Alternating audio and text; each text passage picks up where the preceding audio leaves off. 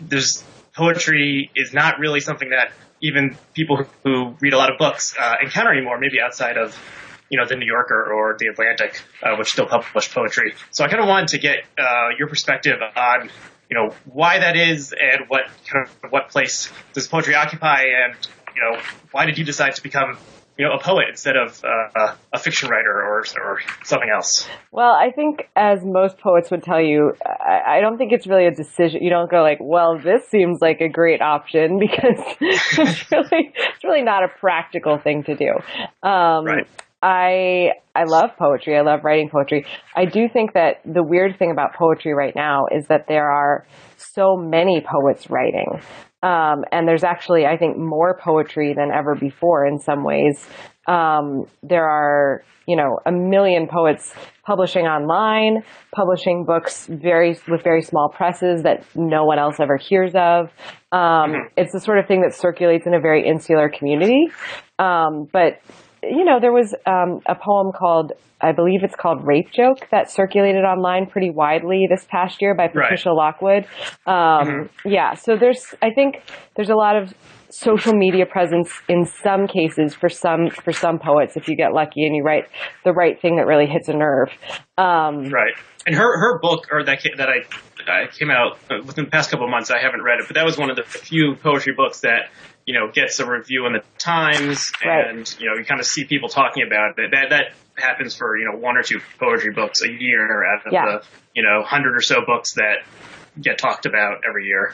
Yeah, for sure. It's, I listen to a podcast called Other People with Brad Listy, and he often interviews poets, and I am a poet, and I still have trouble hearing about certain books because it feels like there's just so much out there circulating within such a small audience.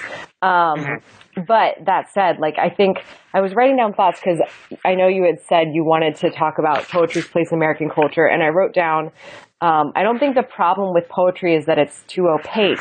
I know sometimes people use that as an excuse, like, oh, it's too tough to understand, or I don't get it. And I actually think that a lot of contemporary poetry is not that opaque. I think the problem is that you can't multitask poetry. There's no second screen experience for poetry. And I feel like, everyone, if you're watching a TV show, you've got your laptop out, or you've got your iPhone out and you're tweeting about it, or you're, you are doing some kind of second screen experience. And even with movies, the same is true for a lot of people don't watch movies in a movie theater anymore. And books. So probably no one is, listening to this podcast while they're also reading poetry or reading poetry while they're, running on the treadmill at the gym. Right, exactly. And somehow it's easier with fiction too. Like, you can listen to a book on tape a little easier because the visual element isn't necessary. Right.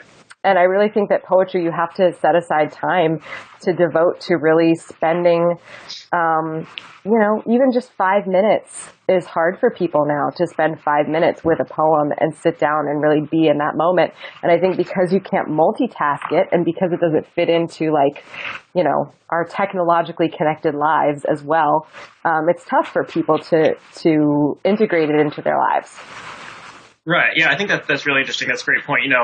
You can kind of maybe, you can read the New Yorker article if you're, on the subway, and, there's noise and stuff happening around you, but you can get what's happening in a nonfiction article, even the fiction they publish every week. But if you're trying to read the poems, and there's a lot of noise happening around, happening around you, that you're probably going to miss something, or you're not going to really get, really understand what's being written as well. So it definitely is. It does seem like something you need to really isolate yourself to consume, which is going against the grain of contemporary life. What